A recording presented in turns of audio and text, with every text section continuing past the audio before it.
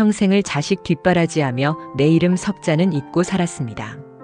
남들은 복받은 할머니라고들 하지만 제 가슴 한구석에는 수십 년간 꺼지지 않는 불꽃 하나가 숨어 있었습니다.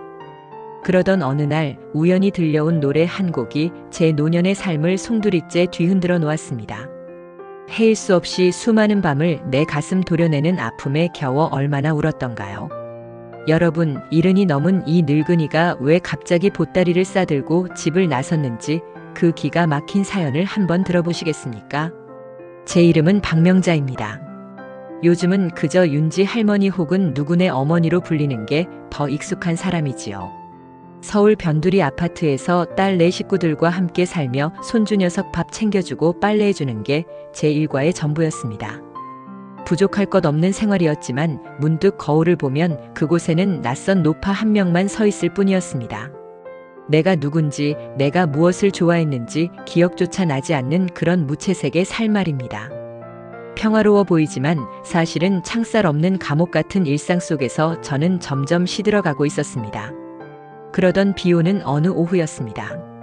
거실을 청소하다가 텔레비전에서 흘러나오는 오래된 노래 한 자락에 제 손이 멈췄습니다. 동백꽃 피고 지는 섬마을에라는 가사가 시작되는데 심장이 쿵 하고 내려앉더군요. 이미자 선생님의 동백아가씨였습니다. 그 노래는 단순한 유행가가 아니었습니다. 꽃다운 20살 가수가 되고 싶어 밤마다 몰래 연습하던 저의 꿈이었고 고향 앞바다에 두고 온 저의 첫사랑이었으면 자식들을 키우느라 가슴 깊은 곳에 묻어버린 저의 열정이었습니다. 노래가 끝날 때쯤 저는 저도 모르게 뜨거운 눈물을 흘리고 있었습니다. 이대로는 안 되겠다는 생각이 들었습니다. 죽기 전에 딱 한 번만이라도 그 시절의 나를 다시 만나보고 싶었습니다.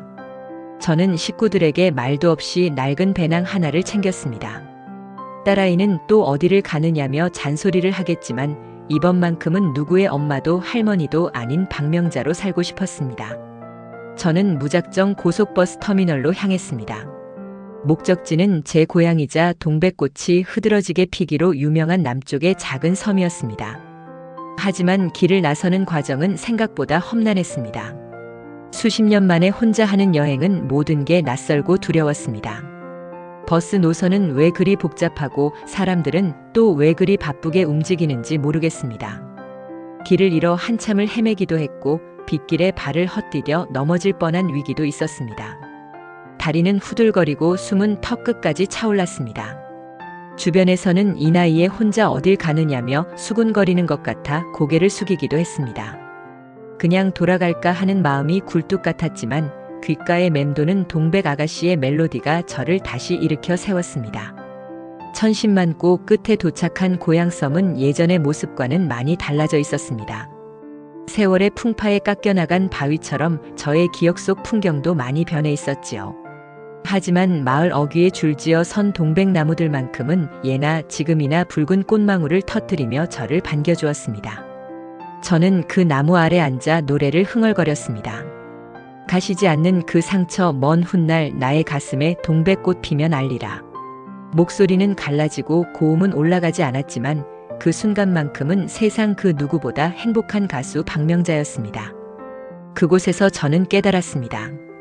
제가 찾아온 것은 고향의 풍경이 아니라 바로 저 자신이었다는 것을요. 자식들 먹이느라 내 입에는 쓴 것만 넣고 남편 뒷바라지하느라 내 몸 아픈 건 참아왔던 그 세월 속에서도 박명자라는 이름의 동백꽃은 죽지 않고 살아있었습니다. 비바람을 견디며 한겨울에도 붉게 피어나는 저 동백꽃처럼 제 살 또한 헛된 것이 아니었음을 비로소 알게 되었습니다. 저는 붉게 떨어진 동백꽃 한 송이를 주워 소중하게 손바닥에 올렸습니다.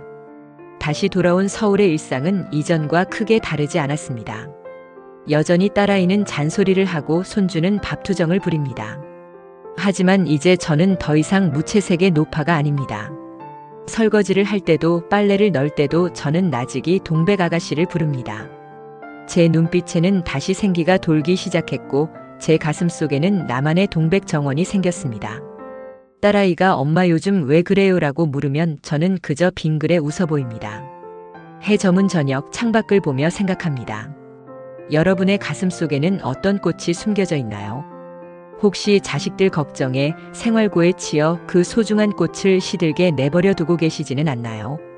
인생의 겨울이 왔다고 해서 끝이 아닙니다. 동백꽃은 한겨울에도 가장 붉게 피어나니까요. 이제 여러분도 여러분만의 동백꽃을 찾으러 가보시는 건 어떨까요? 제 사연이 여러분의 마음속에도 작은 꽃씨 하나를 심어드렸기를 바랍니다. 저 박명자의 노래는 이제 시작일 뿐입니다.